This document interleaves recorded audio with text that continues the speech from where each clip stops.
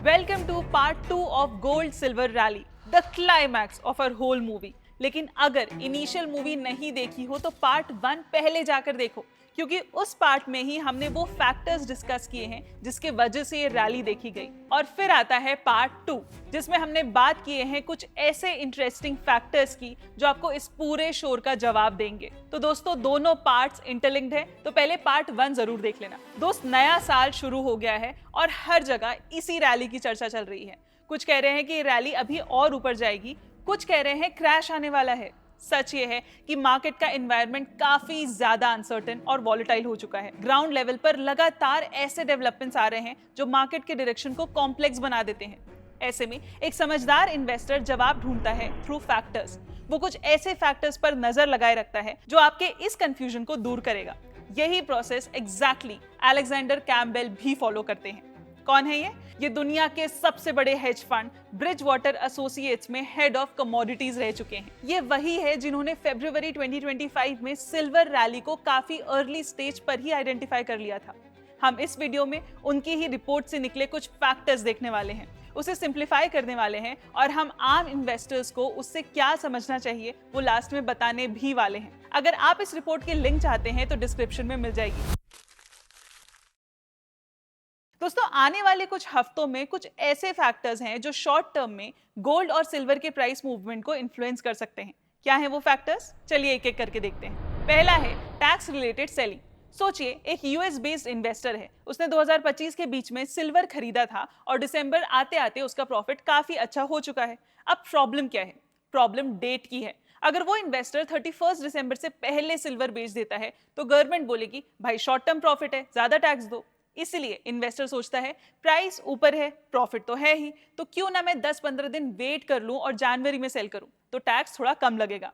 अब ऐसा सोचने वाला एक इन्वेस्टर नहीं होता, ऐसे हजारों लोग होते हैं, traders, hedge fund, family offices, बहुत कुछ। दिसंबर में ये लोग सेल नहीं करते, इसलिए लगता है जैसे प्राइस को कोई सपोर्ट मिल रहा है। पर जैसे ही न्यू ईयर स्टार्ट होता है, यूएस के लॉन्ग हॉलीडेज खत्म होते हैं, सब लोग एक साथ प्रॉफिट बुक करने के लिए बेचना शुरू कर देते हैं। रिजल्ट, जैन के स्टार्ट में अचानक सेलिंग प्रेशर दिखने लगता है। अब यहां गलती आम इन्वेस्टर करता है। वो चार्ट देखता है और सोचता है अरे सिल्वर गिर रहा है, शायद रैली खत्म हो गई है, जबकि रियलिटी होती है कि ये सब सेलिंग फियर से नहीं हो रहा है, टैक्स प्लानिंग से हो रहा है। ट्रेंड वीक नहीं हुआ होता है, बस लोग अपने सीए की बात मान रहे होते हैं।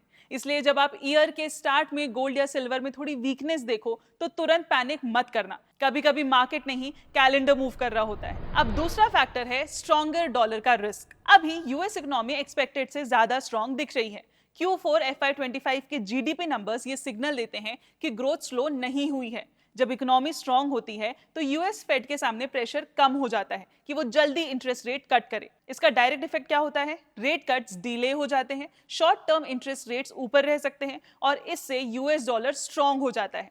अब यहाँ सिंपल लॉजिक समझिए, गोल्ड और सिल्वर डॉलर में प्राइस्ड होते हैं। जब डॉलर स्ट्रांग होता है तो बाकी दुनिया के लिए गोल्ड और सिल्वर महंगे लगने लगते हैं। इसका मतलब ये है कि शॉर्ट टर्म में गोल्ड और सिल्वर को थोड़ा प्रेशर फेस करना पड़ सकता है। इमीडिएट डिमांड थोड़ी स्लो पड़ सकती है और प्राइसेस ऊपर जाने से पहले थोड़ा रुक सकते हैं या वॉलेटाइल रह सकते हैं।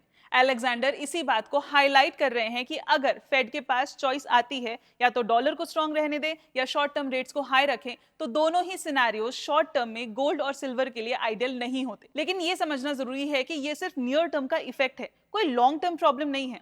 सिंपल शब्दों में, अभी मार्केट थोड़ा कंफ्यूज है। इकोनॉमी स्ट्रांग है, डॉलर स्ट्रांग हो सकता है, इसलिए गोल्ड और सिल्वर थोड़ी देर के लिए रुक सकते हैं रैली खत्म होने से पहले। अब आता है हमारा लास्ट सबसे important factor, the most misunderstood factor. ये फैक्टर है मार्जिन हाइक्स। फैक्टर समझने से पहले ये समझिए कि CME मतलब शिकागो मर्केंटाइल एक्सचेंज क्या है।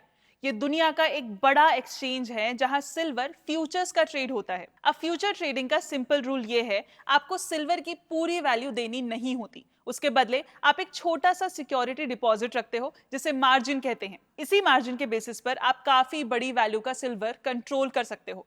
इसी सिस्टम को कहते हैं लेवरेज। फॉर एग्जाम्पल, मान लीजिए सिल्वर की वैल्यू है 1 लाख, मार्जिन रिक्वायरमेंट है 5%।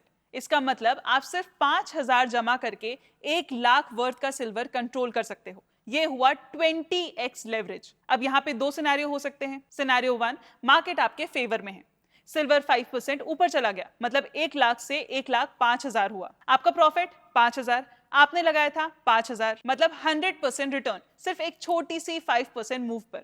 इसीलिए फ्यूचर ट्रेडिंग इतनी अट्रैक्टिव लगती है। लेकिन यहाँ पे दूसरा सिनेरियो भी हो सकता है कि मार्केट उल्टा चला गया, सिल्वर 5% नीचे गिर गया, 1 लाख से 95,000 आ गया, लॉस हुआ 5,000 का। अब क्योंकि आपका मार्जिन ही 5,000 था, पूरा पैसा वाइप आउट। एक छोटा 5% मूव, पूरा 100% लॉस। इसीलिए मार्जिन का रोल बहुत इंपॉर्टेंट होता है। Low margin is equal to ज्यादा लेवरेज और ज्यादा लेवरेज इज इक्वल टू ज्यादा रिस्क। अब मार्जिन हाइक का मतलब समझिए। जब सीएमई मार्जिन बढ़ाता है तो ट्रेडर्स को सेम पोजीशन रखने के लिए ज्यादा पैसा अकाउंट में रखना पड़ता है। अगर किसी ट्रेडर के पास एक्स्ट्रा पैसा नहीं है तो वो सेल करने पर मजबूर हो जाता है, ना कि इसीलिए क्योंकि वो बेरिश है, बल्कि इसलिए क्योंकि उसके पास ऑप्शन ही नहीं होता। इसी को कहते हैं फोर्स्ड सेलिंग। 2011 में क्या हुआ था? 2011 में सिल्वर मार्केट बहुत ज्यादा लेवरेज था, मार्जिन सिर्फ 4% थे, मतलब 1 लाख का सिल्वर सिर्फ 4,000 में कंट्रोल किया जा सकता था, यानी 25x लेवरेज। जब सीएमई ने शॉर्ट टाइम में बार बार मार्जिन बढ़ाए तो ट्रेडर्स के पास पैसा कम पड़ गया। Result forced selling, leverage collapse और रैली एकदम से खत्म। इसी वजह से लोग आज भी मार्जिन हाइक से डरते हैं। लेकिन आज का सेटअप बिल्कुल अलग है। आज सिल्वर के मार्जिन्स पहले से ही काफी हाई हैं, लगभग 17%। मतलब 1 लाख का सिल्वर कंट्रोल करने के लिए 17,000 चाहिए, लेवरेज सिर्फ 6x। ये लेवरेज 2011 के वर्स्ट फेज से भी कम है। तो अगर आज मार्जिन थोड़ा और बढ़ता है तो पहले तो कोई मैसिव रेकलेस लेवरेज है ही नहीं जिसको फ्लश किया जा सके, और दूसरा बिग क्रैश जैसा 2011 में हुआ था वो रिपीट होना मुश्किल है।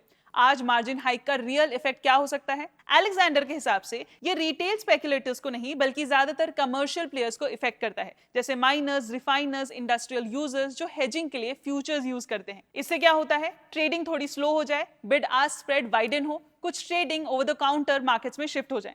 पर 2011 जैसी लिक्विडेशन चेन का रिस्क कम है। तो इससे सिंपल टेक अवे क्या होना चाहिए? मार्जिन हाइक स्कैरी लगती है, पर आज के मार्केट में लेवरेज पहले ही कंट्रोल में है, सिस्टम ज्यादा डिसिप्लिन्ड है। इसीलिए अलेक्जेंडर का मानना है कि मार्जिन हाइक्स वॉलेटिलिटी ला सकती है, पर रैली को तोड़ने वाली क्रैश नहीं। तो ये थे हमारे 3 मेन फैक्टर्स जो शॉर्ट टर्म में गोल्ड और सिल्वर के प्राइसेस को इन्फ्लुएंस कर सकते हैं। पहला फैक्टर था tax related selling. Year and पे जो सेलिंग दिखती है वो ज्यादातर टैक्स प्लानिंग की वजह से होती है, फियर के वजह से नहीं। जैन के स्टार्ट में थोड़ा प्रेशर आ सकता है, पर ट्रेंड वीक नहीं होता। दूसरा factor stronger dollar risk. US economy strong है, इसलिए फेड रेट कट्स डिले कर सकते हैं। स्ट्रॉन्ग डॉलर शॉर्ट टर्म में गोल्ड सिल्वर पर प्रेशर डालता है, पर लॉन्ग टर्म स्टोरी पर इसका असर नहीं पड़ता। और तीसरा मार्जिन हाइक्स। 2011 जैसे क्रैश का डर आज रेलेवेंट नहीं है क्योंकि लेवरेज पहले से कंट्रोल में है। मार्जिन हाइक्स आज वॉलेटिलिटी ला सकती हैं, पर रैली तोड़ने वाली फोर्स सेलिंग का रिस्क काफी कम है। ये सब जानने के बाद अब आता है हमारा सबसे मुद्दे का सवाल,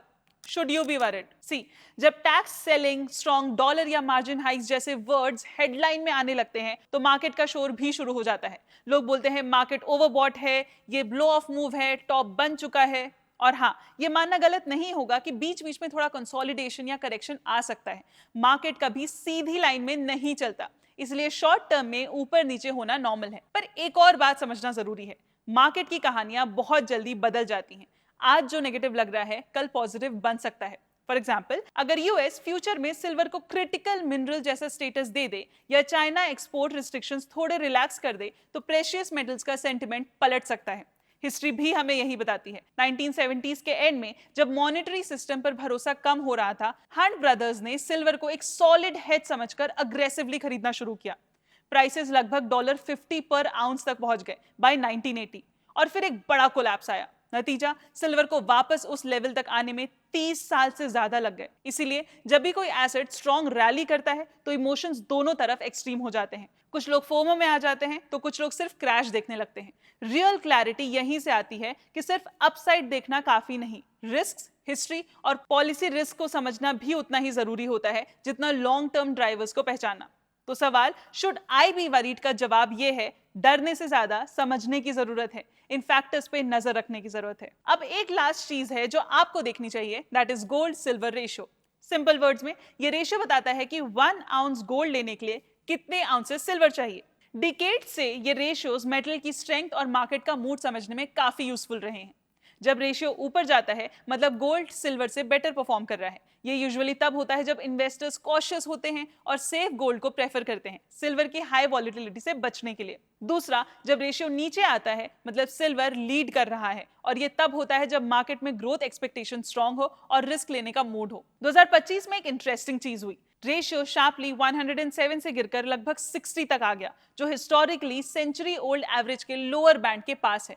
हिस्टोरिकली रेशियो का रेंज 50:1 से 70:1 रहा है। अगर रेशियो 70 के ऊपर हो मतलब सिल्वर गोल्ड के कंपैरिजन में अंडरवैल्यूड है। अगर रेशियो 50 के नीचे हो मतलब सिल्वर ओवर एक्सटेंडेड है। अब जब रेशियो 60 के आसपास है मतलब सिल्वर का काफी री रेटिंग हो चुका है, लीडरशिप बैलेंस हो सकता है और गोल्ड फिर से स्ट्रांग हो सकता है या फिर ये रैली कंटिन्यू भी कर सकती है। ये सब तो समय और ये फैक्टर्स ही बताएंगे। तो दोस्तों, ये था हमारा वीडियो। इस पूरी गोल्ड सिल्वर सीरीज का शॉर्ट और क्लियर टेक अवे ये है। पार्ट 1 में हमने ये समझा कि सिल्वर में इतना बड़ा स्पाइक अचानक नहीं आया। इसके पीछे 4 बड़े स्ट्रक्चरल रीजंस थे। पहला, सेंट्रल बैंक्स का गोल्ड सिल्वर की तरफ झुकना। दूसरा, इंडस्ट्रियल डिमांड का सप्लाई से आगे निकल जाना। और तीसरा, जापान कैरी ट्रेड का उल्टा पड़ना। और लास्ट, जियोपॉलिटिक्स का सिल्वर को एक स्ट्रेटेजिक मेटल बना देना। यानी ये रैली सिर्फ हाइप नहीं बल्कि रियल डिमांड, स्कार्सिटी और पॉलिसी शिफ्ट से ड्रिवन थी। पार्ट 2 में हमने इस शॉर्ट टर्म नॉइस को डिकोड किया, year and tax selling, strong dollar का प्रेशर और सीएमई मार्जिन हाइक्स का एक्चुअल इंपैक्ट। अलेक्जेंडर कैम्पबेल की रिपोर्ट से ये क्लियर हुआ कि ये फैक्टर्स वॉलिटिलिटी ला सकते हैं, लेकिन 2011 जैसा फोर्स्ड क्रैश रिपीट होना आज के सेटअप में काफी मुश्किल है क्योंकि लेवरेज पहले से कंट्रोल में है। अब एज अ रिटेल इन्वेस्टर हमारे क्या मेजर टेकअवेज होने चाहिए? पहला तो पैनिक या फोमो दोनों से दूर रहो। सिर्फ प्राइस मत देखो, फैक्टर्स भी देखो। नेक्स्ट, लॉन्ग टर्म ड्राइवर्स और शॉर्ट टर्म रिस्क दोनों को साथ समझो और गोल्ड सिल्वर रेशियो जैसे इंडिकेटर्स पे नजर रखो क्योंकि वही मार्केट का रियल मूड बताते हैं। ये रैली डरने की नहीं, समझने की है। अब लास्ट सवाल आपके लिए, कमेंट सेक्शन में बताओ कौन सा ऐसा मेटल है जो आज गोल्ड और सिल्वर के बीच एक नया स्टार बनकर उभर रहा है। लेकिन जाने से पहले like this video, share it with your friends and subscribe to our channel, नहीं तो बाकी की वीडियोस आप तक पहुंचेंगे कैसे? मिलते हैं अगले वीडियो में। Mutual fund investments are subject to market risks. Read all scheme related documents carefully.